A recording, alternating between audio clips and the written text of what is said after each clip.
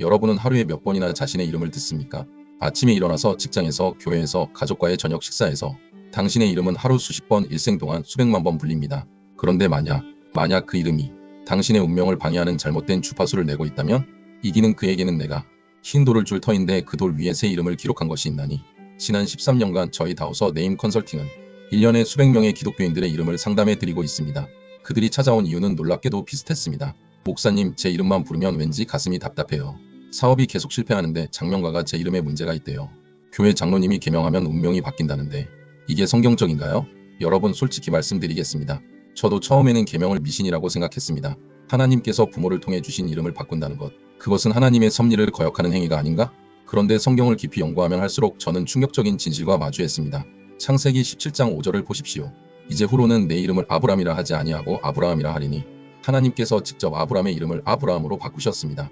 아브람은 높은 아버지라는 뜻입니다. 아브라함은 많은 민족의 아버지라는 뜻입니다. 두 이름은 단 한 글자, 해가 추가됐을 뿐입니다. 그러나 그 한 글자는 그의 운명을 완전히 재정의했습니다. 창세기 32장 28절 야곱의 이야기를 아십니까? 내 이름을 다시는 야곱이라 부를 것이 아니요 이스라엘이라 부를 것이니. 야곱이라는 이름은 발 뒤꿈치를 잡은 자, 속이는 자라는 뜻입니다. 이스라엘이라는 이름은 하나님과 겨루어 이긴 자라는 뜻입니다. 여러분, 이것이 무엇을 의미합니까? 하나님께서 이름을 바꾸신다는 것은 이름이 단순한 호칭이 아니라 그 사람의 정체성과 운명을 담는 영적 그릇이라는 뜻입니다. 신약으로 넘어가 봅시다. 요한복음 1장 42절, 예수님께서 시몬을 처음 만나셨을 때의 말씀입니다. 네가 요한의 아들 시몬이니 장차 게바라 하리라. 게바, 즉 베드로. 시몬이라는 이름으로 그는 연약했습니다. 물 위를 걷다가 의심으로 빠졌고 예수님을 3번이나 부인했습니다. 그러나 예수님은 그의 미래를 보셨습니다. 너는 베드로라, 내가 이 반석 위에 내 교회를 세우리니. 그리고 오순절 이후 베드로는 정말로 반석이 되었습니다. 한 번의 설교로 3,000명을 회심시킨 초대교회의 기둥이 되었습니다. 이름은 바뀌었습니다. 그리고 사명도 바뀌었습니다. 우연일까요? 아닙니다. 어떤 분들은 이렇게 반문하실 겁니다. 그건 성경시대 이야기고 하나님이 직접 바꾸신 거잖아요. 우리가 임의로 이름을 바꾸는 건 다르지 않나요? 좋은 질문입니다. 매우 중요한 질문입니다. 그래서 우리는 더 깊이 들어가야 합니다. 성경이 말하는 이름의 본질이 무엇인지, 그리고 그것이 우리의 삶, 우리의 영적 주파수와 어떻게 연결되는지 말입니다. 태초에 하나님이 천지를 창조하실 때 그분은 말씀으로 창조하셨습니다. 하나님이 이르시되 빛이 있으라 하시니 빛이 있었고, 말씀은 소리입니다. 소리는 진동입니다. 진동은 주파수입니다. 현대 과학은 이것을 주파수 공명이라고 부릅니다. 특정 주파수는 물질의 구조를 바꾸고 에너지의 흐름을 변화시킵니다. 여러분의 이름은 하루에 수십 번, 평생 수백만 번 불립니다. 그 소리는 단순히 공기를 떨리게 하는 것이 아닙니다. 그 소리는 당신의 정신에, 당신의 영에, 당신의 운명에 지속적으로 각인됩니다. 이것이 바로 우리가 말하는 이름의 주파수입니다. 죽고 사는 것이 혀의 힘에 달렸나니. 혀의 힘, 즉 말의 힘은 성경이 분명히 증거하는 영적 원리입니다. 그렇다면 평생 들어야 하는 나의 이름이라는 말은 얼마나 강력한 영적 주파수를 가지겠습니까? 이름은 소유권을 선포한다. 창세기 2장 19, 20절을 보십시오. 하나님께서 동물들을 아담에게 이끌어 오셨습니다. 아담이 각 생물을 부르는 것이 곧 그 이름이다. 이름을 짓는 행위는 단순한 분류가 아니었습니다. 그것은 권위와 지배를 의미했습니다. 마찬가지로 하나님께서 우리의 이름을 부르신다는 것은 우리가 그분의 소유임을 선포하는 것입니다. 두려워하지 말라, 내가 너를 구속하였고 내가 너를 지명하여 불렀나니 너는 내 것이라. 이름은 정체성을 정의한다. 성경의 이름들을 보십시오. 모세라는 이름은 물에서 건져냄을 뜻합니다. 그는 이스라엘을 애굽에서 건져낸 자입니다. 여호수아라는 이름은 여호와는 구원이라는 뜻입니다. 그는 이스라엘을 약속의 땅으로 인도한 자입니다. 다니엘이라는 이름은 하나님은 나의 재판관이라는 뜻입니다. 그는 바벨론에서 하나님의 정의를 증거한 자입니다. 이름은 그들이 누구인지를 정의했습니다. 우리의 이름도 마찬가지입니다. 우리가 누구로 불리느냐는 누구로 살아가느냐와 직결됩니다. 이름은 사명을 예언한다.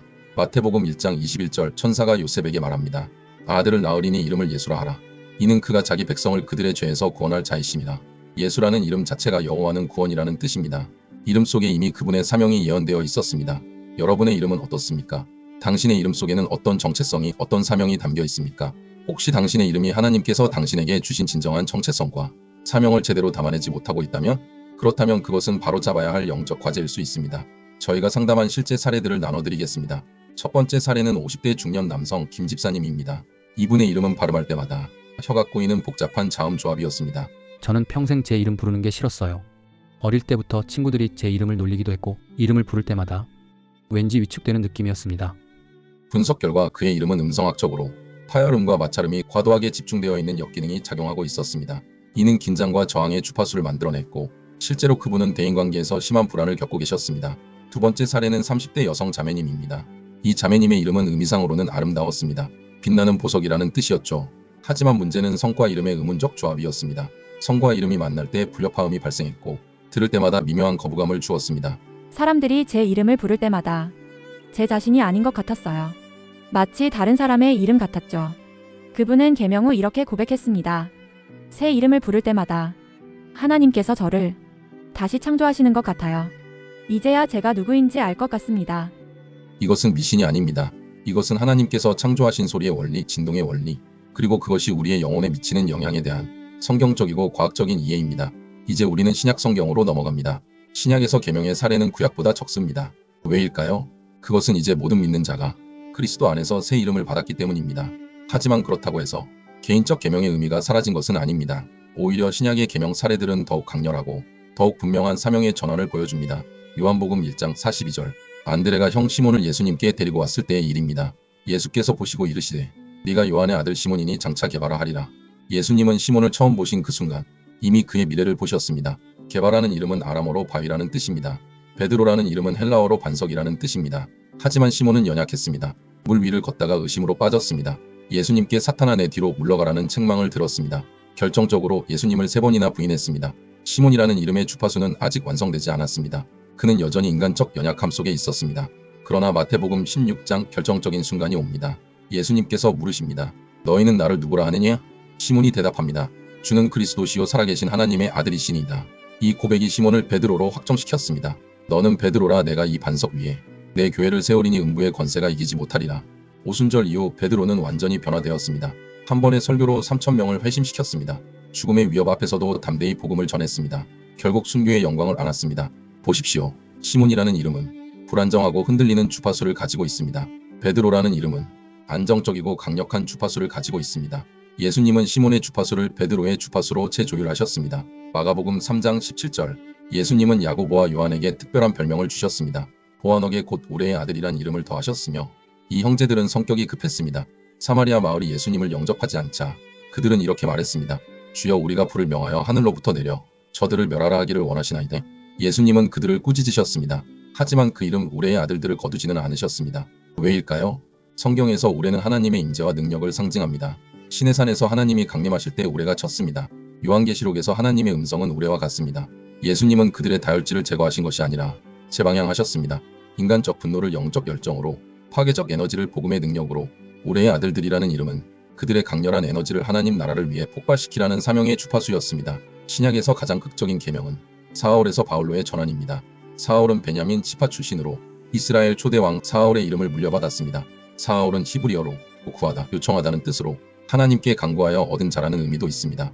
하지만 사울은 하나님의 교회를 핍박했습니다. 사울이 교회를 잔멸할세 각 집에 들어가 남녀를 끌어다가 옥에 넘기니라. 사도행전 9장. 사울은 다메섹으로 가던 중 부활하신 예수님을 만났습니다. 사울아 사울아 내가 어찌하여 나를 박해하느냐. 3일 동안 눈이 멀었고 아나니아의 안수로 다시 보게 되었습니다. 그 순간부터 사울은 변화되기 시작했습니다.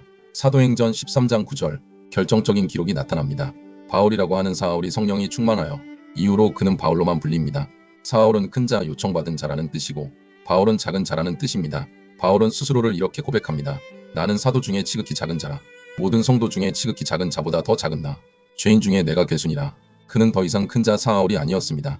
그는 그리스도의 십자가 앞에 자신을 완전히 낮춘 작은 자 바울이었습니다. 그런데 놀랍게도 그가 작은 자가 되었을 때 하나님은 그를 통해 가장 큰 일을 하셨습니다. 3차에 걸친 선교 여행으로 로마 제국 전역에 복음을 전파했습니다. 신약 성경의 절반 가까이를 저술했습니다. 이방인의 사도로서 기독교 역사상 가장 위대한 신학자입니다. 사울의 주파수는 교만과 율법주의로 진동했습니다. 바울의 주파수는 겸손과 은혜로 공명했습니다. 이름이 바뀌었고 주파수가 바뀌었고 사명이 바뀌었습니다. 우리는 지금까지 성경 속 계명의 사례들을 살펴봤습니다. 하지만 가장 중요한 질문이 남아 있습니다. 그것이 우리와 무슨 상관입니까? 저는 지금부터 여러분께 가장 충격적이고 가장 희망적인 성경적 진리를 말씀드리겠습니다. 당신도 새 이름을 받을 것입니다. 아니 이미 받았습니다. 요한계시록 2장 17절을 보십시오. 이기는 그에게는 내가 감추었던 만나를 주고 또 흰 돌을 줄 터인데 그 돌 위에 새 이름을 기록한 것이 있나니 받는 자 밖에는 그 이름을 알 사람이 없느니라. 고대 로마에서 흰 돌은 3가지 의미가 있었습니다. 법정에서 흰 돌은 무죄를 의미했습니다. 흰 돌은 연애 초청의 표식이었습니다. 흰 돌은 경기에서 이긴 자에게 주는 증표였습니다. 하나님께서 주시는 흰 돌은 이 모든 것을 포함합니다. 그리스도의 십자가로 우리는 무죄 선언을 받았습니다. 천국 연회에 초청받았습니다. 믿음으로 승리한 자가 되었습니다. 그리고 그 돌 위에는 새 이름이 기록되어 있습니다. 그 이름은 오직 하나님과 당신만 아는 친밀한 이름입니다. 당신의 진정한 정체성을 담은 영원한 이름입니다. 요한계시록 3장 12절. 더욱 놀라운 약속이 있습니다. 이기는 자는 내 하나님 성전의 기둥이 되게 하리니 그가 결코 다시 나가지 아니하리라. 내가 하나님의 이름과 하나님의 성 곧 하늘에서 내 하나님께로부터 내려오는 새 예루살렘의 이름과 나의 새 이름을 그의 위에 기록하리라. 세 개의 이름이 당신 위에 기록됩니다. 하나님의 이름 당신은 하나님께 속했습니다. 새 예루살렘의 이름 당신은 하나님 나라의 시민입니다. 그리스도의 새 이름 당신은 그리스도와 연합되었습니다. 이것이 기독교인의 궁극적인 정체성입니다. 당신의 지상에서의 이름이 무엇이든 당신은 이미 하늘에서 새 이름을 받았습니다. 그런데 이 새 이름은 단지 미래의 약속만이 아닙니다. 우리는 이미 지금 그리스도 안으로의 침례를 통해 가장 위대한 새 이름을 받았습니다. 우리의 옛 이름은 무엇이었습니까? 죄인, 사망의 종, 허물과 죄로 죽은 자, 진노의 자녀, 어둠의 자식. 우리의 새 이름은 무엇입니까? 하나님의 자녀, 그리스도인, 성도, 왕같은 제사장, 빛의 자녀. 그런즉 누구든지 그리스도 안에 있으면 새로운 피조물이라. 이전 것은 지나갔으니 보라 새 것이 되었도다. 여러분, 이것이 핵심입니다. 우리가 말하는 계명은 단순히 출생신고서의 이름을 바꾸는 행정적 절차가 아닙니다. 그것은 이미 그리스도 안에서 받은 새로운 피조물로서의 정체성을 우리의 일상적 삶 속에서 우리가 매일 듣고 부르는 이름을 통해서 더욱 명확히 선포하고 그 사명의 주파수를 강화하는 영적 결단입니다. 어떤 분들은 이렇게 물으실 겁니다. 그렇다면 부모님께서 기도하며 지어주신 제 이름은 하나님의 뜻이 아니란 말입니까? 아닙니다. 그렇지 않습니다. 부모님께서 기도하며 지어주신 이름은 분명 하나님의 축복이 담긴 선물입니다. 하지만 성경을 보십시오. 아브라함의 부모도 그에게 이름을 지어주었지만 하나님은 그를 아브라함으로 부르셨습니다. 야곱의 부모도 그에게 이름을 지어주었지만 하나님은 그를 이스라엘로 부르셨습니다. 시몬의 부모도 그에게 이름을 지어주었지만 예수님은 그를 베드로로 부르셨습니다. 부모님이 지어주신 이름은 우리 삶의 첫 번째 장이었습니다. 그것은 귀하고 의미 있는 출발이었습니다. 하지만 때로 하나님께서는 우리 삶의 새로운 장을 여시며 새로운 사명을 주시고 그에 합당한 새로운 이름으로 부르실 수 있습니다. 이것은 부모님의 은혜를 부정하는 것이 아니라 하나님의 더 큰 섭리 안에서 우리의 정체성이 완성되어 가는 과정입니다. 그렇다면 실제로 계명을 고려할 때 우리는 어떤 원칙을 따라야 할까요? 세속적인 장명가들이 말하는 백수나 음양 오행이 아닌 성경적 원칙은 무엇일까요? 저희 다우서는 13년간의 연구와 5천여 명의 상담을 통해 성경에 기반한 5대 장명 원칙을 정립했습니다. 첫 번째 원칙은 이름의 의미가 성경적 가치와 일치해야 한다는 것입니다. 성경의 이름들을 보십시오. 요셉은 더하다. 하나님께서 더하여 주신 자라는 뜻이고, 한나는 은혜, 하나님의 은혜를 받은 자라는 뜻이고, 다윗은 사랑받는 자, 하나님께 사랑받는 자라는 뜻입니다. 반면 세속적 장명에서는 다음과 같은 의미들이 무분별하게 사용됩니다. 지나치게 세속적 성공만을 추구하는 의미, 다른 사람을 지배하거나 제압하는 의미, 영적으로 어둡거나 부정적인 의미. 다우서의 기독교 장명은 다음과 같은 성경적 가치를 담습니다. 은혜, 평강, 소망, 믿음, 사랑, 지혜, 능력, 영광, 감사, 찬양. 두 번째 원칙은 소리의 조화입니다. 하나님은 질서의 하나님이십니다. 하나님은 무질서의 하나님이 아니시요 오직 화평의 하나님이시니라. 하나님께서 창조하실 때 모든 것을 조화롭게 배치하셨습니다. 마찬가지로 우리의 이름도 소리의 조화를 이루어야 합니다. 지나친 파열음의 연속은 긴장과 저항을 만듭니다. 마찰음의 과다는 불안정함을 야기합니다. 반면 적절한 비음과 유음의 조화는 평안함을 줍니다. 이것은 단순한 음성학이 아닙니다. 이것은 하나님께서 창조하신 소리의 원리입니다. 세 번째 원칙은 사명과의 연결입니다. 베드로의 이름이 그의 사명, 교회의 반석이 되는 것과 연결되었듯이 바울의 이름이 그의 사명, 겸손한 이방인의 사도와 연결되었듯이 우리의 이름도 하나님께서 우리에게 주신 고유한 사명과 연결되어야 합니다. 치유의 사명을 받았다면 이름의 생명, 소생, 치유의 의미를, 가르침의 사명을 받았다면 지혜, 깨달음, 빛의 의미를, 섬김의 사명을 받았다면 은혜, 사랑, 평강의 의미를. 네 번째 원칙은 기도와 확신입니다. 계명은 결코 충동적으로 이루어져서는 안 됩니다. 사람은 외모를 보거니와 나 여호와는 중심을 보느니라. 하나님께 기도하십시오. 하나님, 제 이름이 주님의 뜻에 합당합니까? 새로운 이름이 필요하다면 어떤 이름으로 부르기를 원하십니까? 그리고 성령님의 평안이 임하는 이름, 그것이 하나님께서 예비하신 당신의 이름입니다. 그리스도의 평강이 너희 마음을 주장하게 하라.